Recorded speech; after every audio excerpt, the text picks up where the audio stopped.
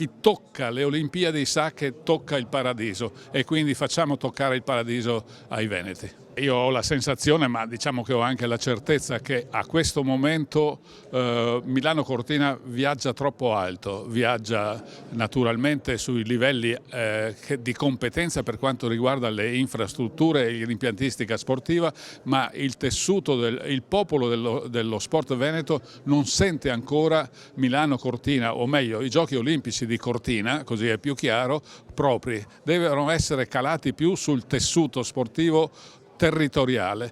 Come? Siamo a disposizione, mettendo a disposizione il nostro know-how, con una brutta parola, ma diciamo trovando volontari, trovando possibilità di sinergia, soprattutto facendo capire al Veneto, al popolo del Veneto e al mondo dello sport veneto che i Giochi Olimpici di Cortina sono una grande opportunità che va utilizzata al meglio.